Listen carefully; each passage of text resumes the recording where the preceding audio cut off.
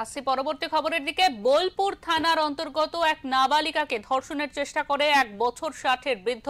Police সূত্রে খবর, সোমবার দুপুরে ওই নাবালিকাকে জোর করে ধর্ষণের চেষ্টা করে অভিযুক্ত নবীন হেমব্রম। ঘটনায় জানাজানি হওয়ার পরেই বোলপুর থানায় লিখিত অভিযোগ করে নাবালিকার পরিবার। তারপরেই ওই এলাকা থেকে অভিযুক্তকে গ্রেফতার করে বোলপুর থানার পুলিশ। অভিযুক্ত নবীন হেমব্রমকে মঙ্গলবার বোলপুর আদালতে তোলা হয়।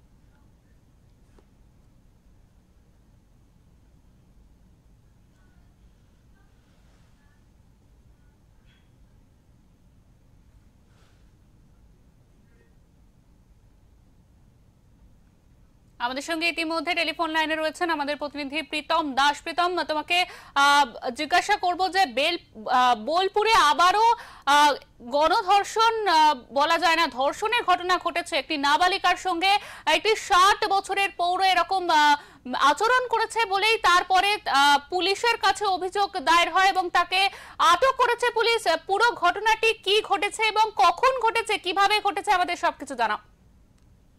দেখো শিল্পা, বলে রাখি, সূত্র মারফত যেটা জানতে পাওয়া যাচ্ছে, সোমবার দুপুরে স্থানীয় এক নাবালিকা খেলতে বেরিয়েছিলেন। অভিযোগ, সে সময় সুযোগ বুঝে নবীন হেমব্রম নামে এক ব্যক্তি তাকে একটি নির্জন জায়গায় টেনে নিয়ে যায় এবং জোরপূর্বক তাকে কিন্তু ধর্ষণ করে। ভয় পেয়ে মেয়েটি চিৎকার শুরু করলে আশেপাশের লোকজন কিন্তু ছুটে গিয়ে ঘটনাস্থলে পৌঁছায়। অভিযুক্ত বৃদ্ধাকে স্থানীয়রা ঘিরে ফেলে এবং পরিবারের লোককে খবর দেয়। পরবর্তীকালে নাবালিকার পরিবার লিখিত অভিযোগ দায়ের করে বোলপুর থানায়। অভিযোগের ভিত্তিতে কিন্তু বোলপুর থানার পুলিশ তৎপর হয়ে রাতেই নবীন হেমব্রমকে কিন্তু গ্রেপ্তার করে। মঙ্গলবার সকালে তাকে আদালতে তোলা হয় এবং ঘটনার পর এলাকায় কিন্তু তীব্র ক্ষোভ ছড়িয়েছে। প্রতিবেশীদের বক্তব্য, এমন জঘন্য কাজের কঠোর শাস্তি হওয়া উচিত। নাবালিকাদের নিরাপত্তা নিয়েও উঠেছে প্রশ্ন। দেখা যাচ্ছে বীরভূমের পরপর কিন্তু এইরকমই কিন্তু ঘটনা উঠে আসছে। একদমই প্রীতম, তোমাকে অনেক ধন্যবাদ।